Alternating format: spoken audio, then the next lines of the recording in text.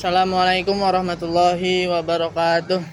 Perkenalkan, nama saya Anwar Hakim Lubis dengan NPM 2321020017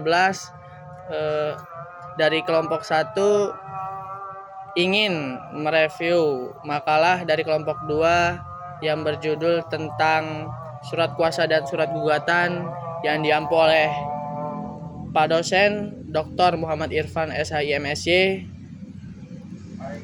Baiklah, langsung ke pembahasan. Yang pertama yaitu surat kuasa dalam hukum acara perdata. Surat kuasa merupakan dokumen tertulis yang berfungsi memberikan kewenangan dari pemberi kuasa kepada penerima kuasa untuk melakukan tindakan hukum tertentu. Dalam konteks hukum acara, surat kuasa memiliki peran penting karena memungkinkan pihak yang berperkara di pengadilan untuk diwakili oleh kuasa hukumnya. Dengan adanya surat kuasa,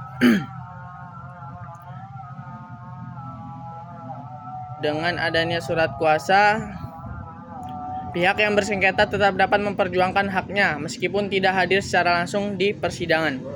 Sebab kewenangan tersebut telah dialihkan secara sah kepada kuasa hukum. Dasar hukum yang mengatur mengenai surat kuasa dapat ditemukan dalam beberapa peraturan perundang-undangan. Pasal 1792 Kitab Undang-Undang Hukum Perdata atau KUHP Perdata menegaskan bahwa pemberian kuasa merupakan suatu perjanjian yang melahirkan hubungan hukum antara pemberi kuasa dan penerima kuasa. Selain itu, pasal 123 HIR dan pasal 147 RBG mengatur secara khusus mengenai keberlakuan kuasa di pengadilan, terutama berkaitan dengan syarat adanya surat kuasa khusus dalam beracara.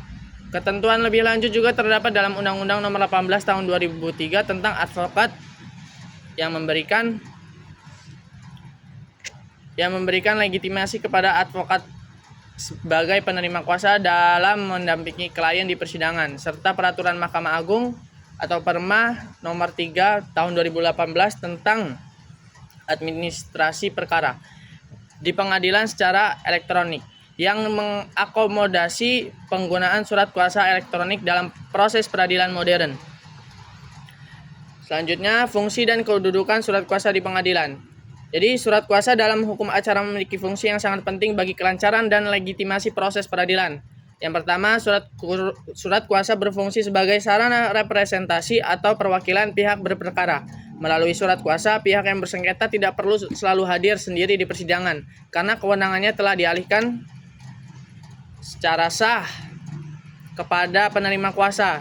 Dalam hal ini, advokat atau kuasa hukum hal ini memberikan kemudahan terutama bagi pihak yang secara teknis, waktu maupun pemahaman hukum tidak mampu mengurus perkaranya secara langsung. Selanjutnya, pembahasan yang kedua yaitu tentang surat gugatan.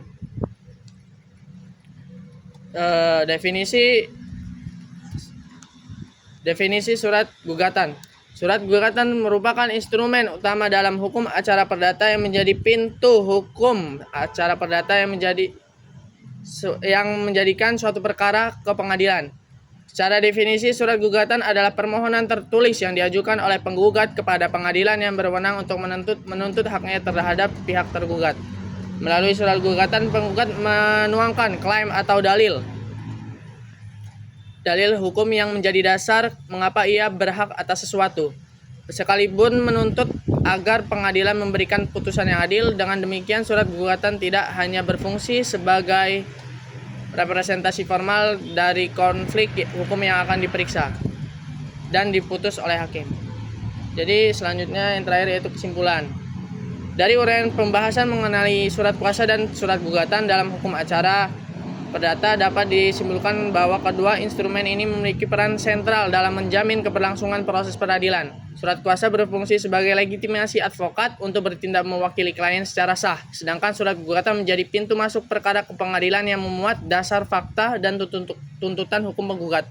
Keduanya tidak hanya bersifat administratif, tapi juga memiliki implikasi yuridis yang menentukan sah atau tidaknya suatu proses hukum. Kesalahan kecil dalam penyusunan surat kuasa maupun gugatan baik dalam aspek formil maupun material